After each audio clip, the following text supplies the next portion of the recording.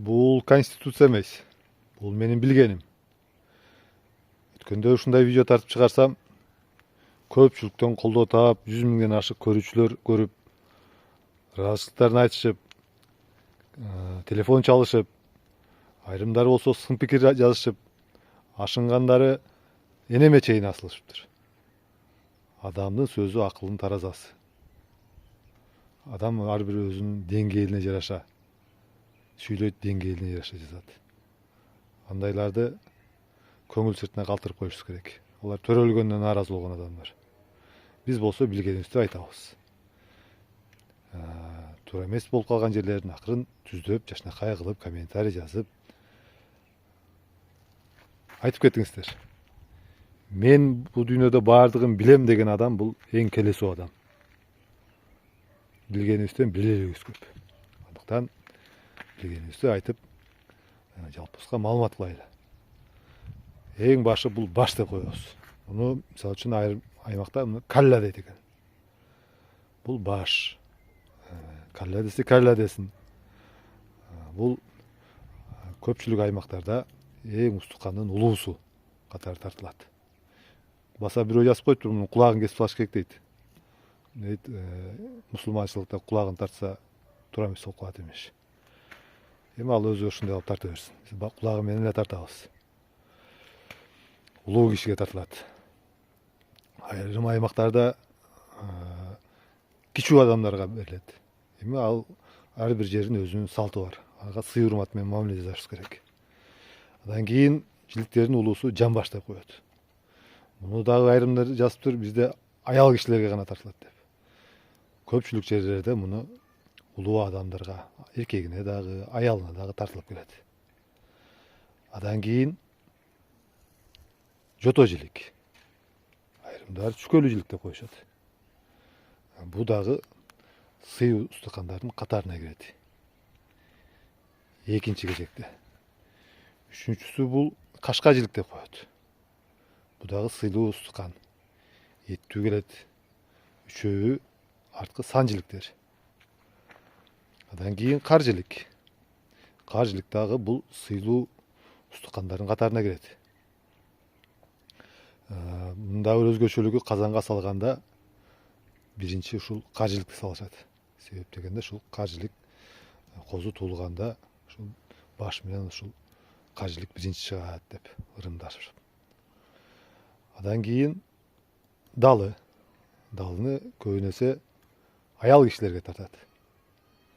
Эркек кишилерге да тартат айрым жерлерде. Муну болсо күн жилик дейт. Муну дагы эмне дейт? Башка жерлерде эмне деп айтты? Мыкый деп коет экен. Корто жилик деп коет экен.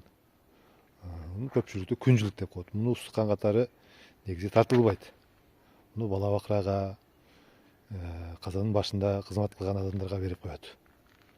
Себеби муну илгери бир бай күнүнө тартып койгонбу, кулуна тартып койгонбу, ошодон байкуш каарыга калып калыптыр. Болбосо жашнакай эле ушул койдун эти. Азыр эми кул жок деп, күн жок деп итке кыртырмак белек. Жашнакай эле желе турган тамак бул.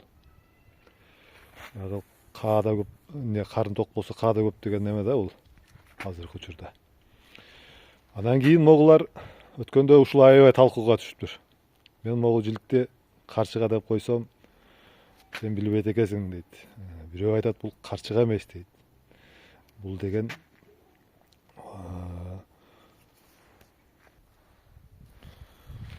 муну мырза омуртка дейт экен, мырза арка дешет экен, омуртка дейт, канат омуртка дейт, жалпак омуртка дейт, тегерек арка дейт, вертолет дейт, самолет дейт, сээр дейт, жетим арка дейт, бел омуртка дейт. Айтор аталышы көп экен. Эми ар бир жерде баягы ата бабасынан бери айтылып келаткан аталыш менен атап келет экен. Жок, сеники туура эмес. Сен акмак экенсиң, билбейсиң. Бул мындай деген туура эмес. Ар бир жердин өзүнүн салты бар. Орустар айтат го, чужой церковь своей Библией не ходи дейді. Әрбір елдің өзіне емесін сыйлашысы керек. Ана мен Қаршыға десем, ошол көпчүлүк Қаршыға деген андай емес деп. Қаршыға деген мынакей. Қаршыға деген эмне үчүн Қаршыға дейт биринчиден? Қаршыға деген бул куштун аты.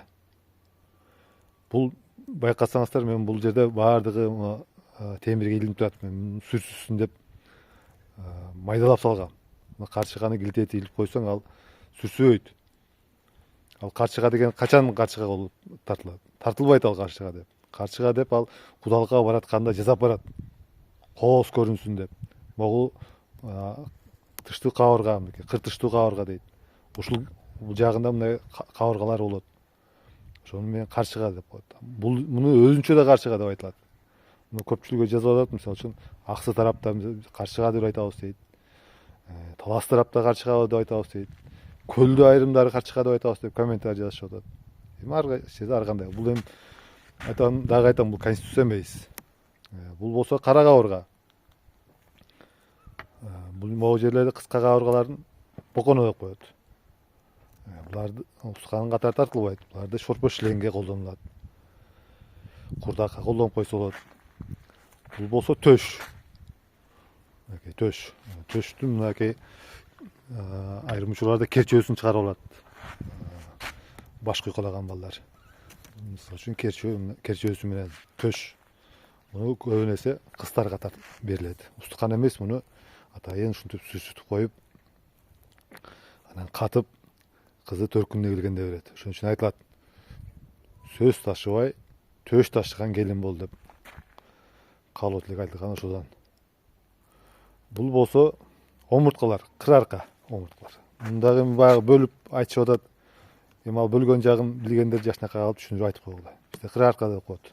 Омурткалар деп айтылат. Муну шорпо шленге, курдакка колдонуп коюшат. Муну болсо моюн дейт. Моюнду бул устукан катары тартылбайт. Могу жерде сулп этин кесип алып, эттин үстүнө туурап жашайт. Болбосо муну жаңы төрөлгөн баланын энесине берет, келинге. Ушуну кемир айланайын, мүлжүп кой. Баланын мойну катсын деп. Бул болсо куймулчак. Мунун да катасы көп экен. Атайын Эрикбей жазып алды элем муну. Не дейт бул куймулчакты? Быйрак деп коет экен айрымдар. Бирөө болсо куйрук деп айтат экен, бирөө чычаң деп айтат экен. Мен билгеним айтайын, муну көпчүлүктө куймулчак деп айтылат. Муну улуу аял кишилерге, чоң энелерге, тайенелерге, апаларга, муну ошол дасторкондогу улуу аял кишилерге тартылат. Булар болсо шыйрак. Шыйракты муну биз бала кезде аябай көп мүлжүп жедик. Бул абдан пайдалуу экенин көрсө. Азыр шыйрак жебейт азыр балдар. Муну азыр холодец жасап койсоңор, будан абдан сондаамдуу болот, чүйгүн болот. Жалпысынан ушундай туугандар. Муну бай зериккени мен кылып аткан жокмун. Бирок болсо пайдалуу иш болсун деп. Андыктан билбегендер биле жүргүлө. Дасторкон үстүнө келгенде жанагы сын таккан диван эксперттер жаш балдарды шагын сындырып, сен билбейт экенсиң деп какшыктап, шылдыңдашат. Андан көрө билгениң менен бөлүшүп жүрүш керек. Жашынакай кылып айтып жүрүш керек. Жашынакай менен сөз менен комментарий жазганды үйрөнүш керек. Маданиятты өстүрүш керек туугандар. Жалаң эле эт жей бербей.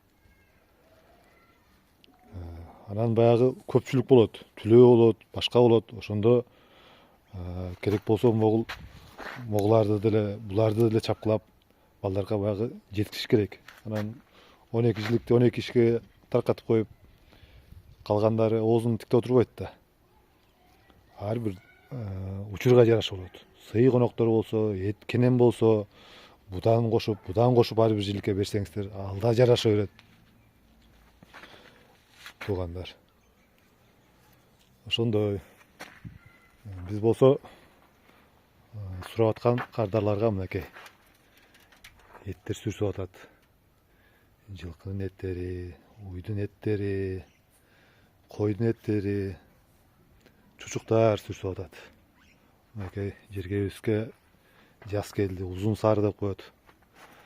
Кыргыз элинде илгертен. Бул убакта адамдын карны ачып, курсагы тойбой турган кезде атайын эйттеришин сүрсүтүп катып анан ушул убакта жеп келишкен. Ошондой туугандар, кайрадан эфир аркылуу жолукканча сак саламатта болуңуздар.